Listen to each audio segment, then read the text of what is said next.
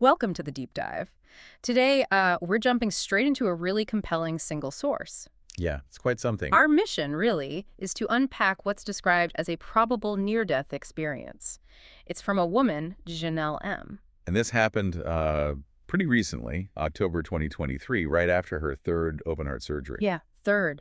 And this story, it goes from this incredibly intense medical crisis... Like life or death stuff in the ICU. ...straight into something, well, transcendental. Exactly. So this deep dive, we're really focusing on pulling out the key insights from that moment of extreme physical distress. We're basically following her journey, right? From the point where her body is failing in the ICU. A really high-stakes situation. To this profound sense of inner peace she describes later. And the details she reports are just incredibly specific. They really are. Okay, so let's set the scene. Janelle M. is in the ICU post-op. She can hear everything around her. Yeah, fully conscious mentally. But physically, she's essentially paralyzed, trying desperately to communicate. But all she can manage is, what, like a tiny movement? Just her toes and ankles, a slight wriggle. That's it. And imagine that, the terror. Yeah. Because there's this huge communication gap, right? Massive. The staff, the nurses, they see these small movements. Yeah. And they're thinking, seizure, maybe a stroke, something neurological is going wrong. Because it looks erratic from the outside. Exactly. They have no idea she's in there, lucid, hearing everything. And this is where things really escalate. Yeah. Because she overhears the nurses talking. Yeah, talking about removing her breathing tube, extubation. And she knows instinctively that if they do that, she won't be able to breathe on her own. So she's panicking, but it's all internal, contained distress, extreme. That impending threat plus the paralysis, It's the perfect storm, really. She can't speak. She thinks she's about to die. Right. And this forces some kind of cognitive breakthrough.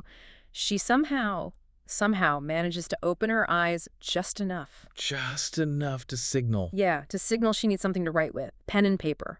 Okay, and this brings us to the first really big insight here. This moment where her consciousness just performs under pressure. It's incredible. She's critically ill, can barely breathe, terrified. And she doesn't rate help or pain. No. She writes a diagnosis. A specific, correct medical diagnosis. What did she write? She wrote, "I have high potassium." She knew it because she'd had issues with that medication before. Wow, think about the mental clarity that requires in that state. Exactly. And high potassium, hyperkalemia. It's incredibly dangerous after heart surgery. Why is that? It messes with the heart's electrical signals, can cause arrhythmias, even sudden death. She was diagnosing a life-threatening condition on the spot. So she not only diagnoses it... She prescribes the treatment. Get out! What did she say? She wrote instructions. Contact her kidney specialist, perform dialysis that would filter the potassium out. Okay. And crucially, the main thing, don't remove the breathing tube. She's basically countermanding the doctors, telling them how to save her life while paralyzed. Yep. Overriding protocol, prescribing her own treatment. It just blows up the idea that her brain wasn't working properly, which is what they suspected because of the movements. But the doctor on duty didn't see it that way. No. He saw the physical distress, the writing, maybe the slight movements. And thought she was just panicking. Exactly. Dismissed the note, told her to calm down, insisted she was panicking, and said, nope, the tube is coming out, regardless. Oh, man. And this right here is the pivot point, the emotional fulcrum. Because she's faced with this refusal. And the certainty in her mind that, okay, this is it, I'm going to die. So she stops fighting. Completely resigns herself, thinks, if they're going to kill me, let them do it. Wow. And that act of just profound resignation, letting go. That's the trigger. That seems to be the precise moment the near-death experience kicks in. That is such a powerful shift. Yeah. From fighting for your life against the medical team to just surrender. Total surrender. So, okay, what happens next? The moment she resigns herself, does she just drift off? Not drift, no.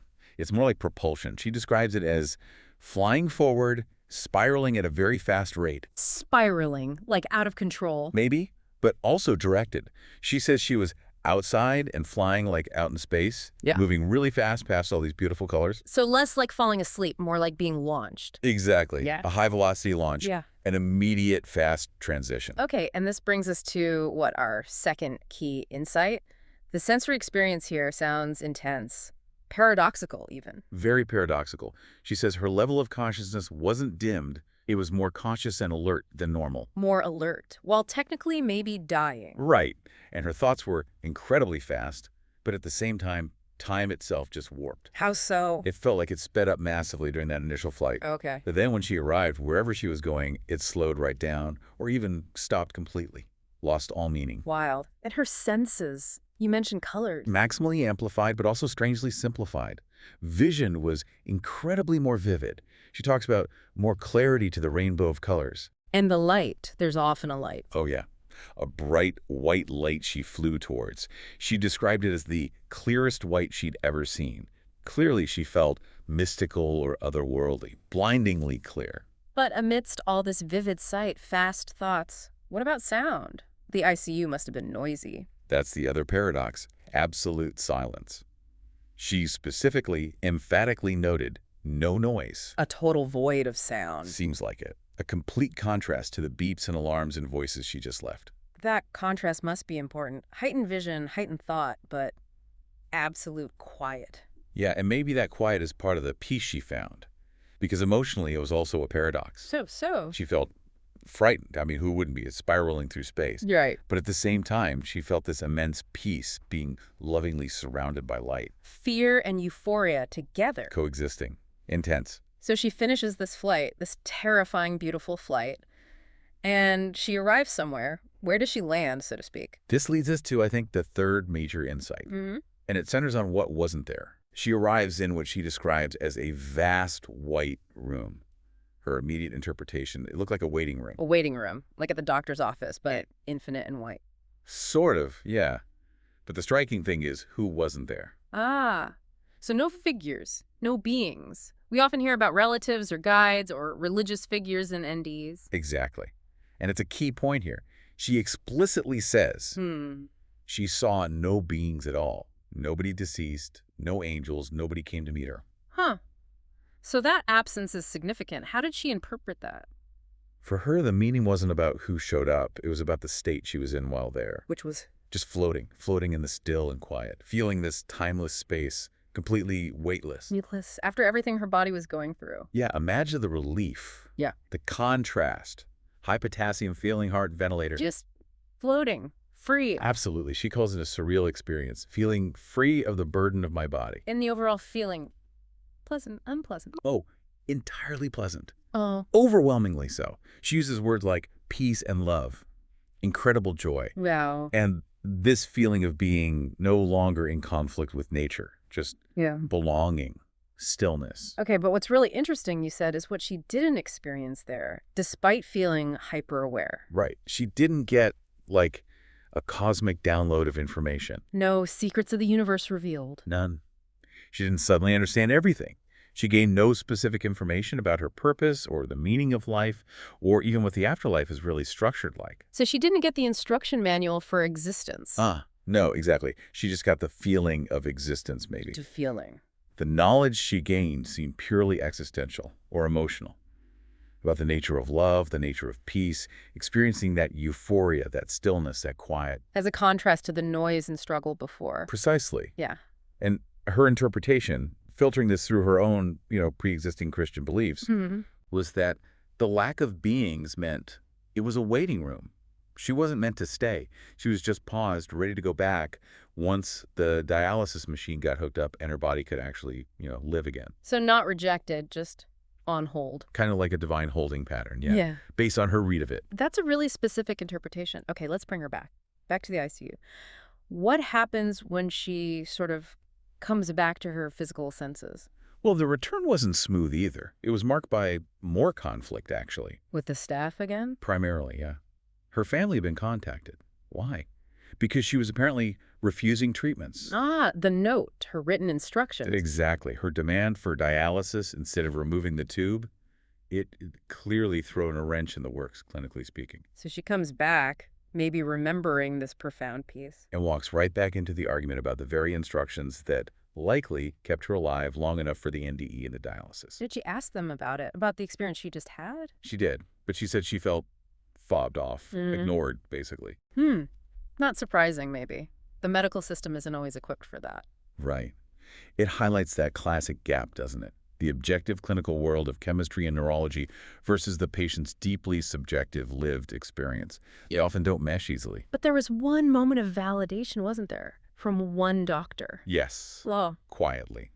The source says the main doctor from that shift, the one who initially dismissed her note, Yeah. later pulled her aside and told her point blank, "You saved my life." Wow.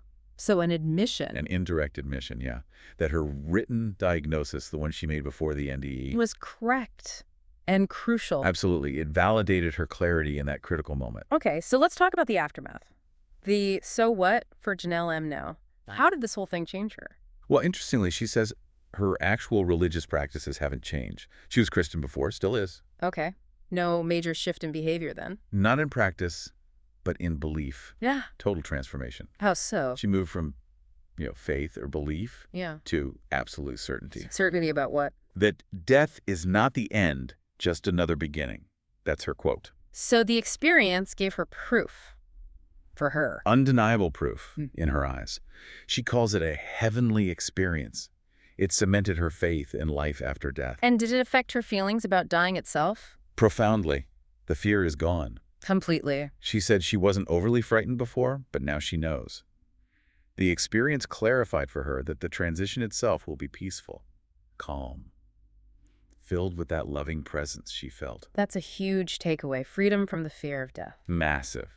And one more thing about how she views it. Yeah. She doesn't treat the NDE like a dream or some trauma-induced hallucination. She sees it as real. As real as any other memory from that time. She says she remembers it just as accurately, and she believed it was definitely real right afterwards, and still does now. From intellectual belief to, lived knowing. That's the lasting impact. That certainty. This has been, wow, quite an account. It really spans these two extremes, doesn't it? Extreme clinical precision under duress. Followed by this extreme spiritual peace and certainty. So to bring this full circle for you, the listener, we've looked closely at this one case, Janelle M. An acute medical crisis, the high potassium, the breathing tube fight. Leading directly, it seems, into this incredibly clear, serene subjective experience. An NDE defined not by meeting beings or getting cosmic answers, But by sensory richness, profound stillness, and this resulting certainty about the peaceful nature of death. which leaves us with a pretty fascinating question to think about, doesn't it? Definitely. Given those documented details, her writing down the correct life-saving diagnosis while critically ill, fighting panic. That moment of undeniable cognitive function, real-world effectiveness. How does that clinical clarity happening just moments before the transcendental experience? How does that inform how we think about the connection or maybe the separation between the physical body, our thinking minds, and consciousness itself? Yeah, it's a puzzle. Her body was critically failing, yet her mind was sharp enough to diagnose and direct treatment. Was that sharp mind just part of the failing body system? Or was it something already operating with a different kind of awareness, maybe already slightly detached? It really makes you wonder about the relationship between brain, body, and awareness, especially at those limits. Something for you to mull over. Thank you for listening to Borrowed Time NDE Podcasts. If you enjoyed this episode, don't forget to like, subscribe, and turn on the notification bell so you'll never miss a moment of inspiration. Until next time, wishing you an extraordinary and truly wonderful time on your journey through life.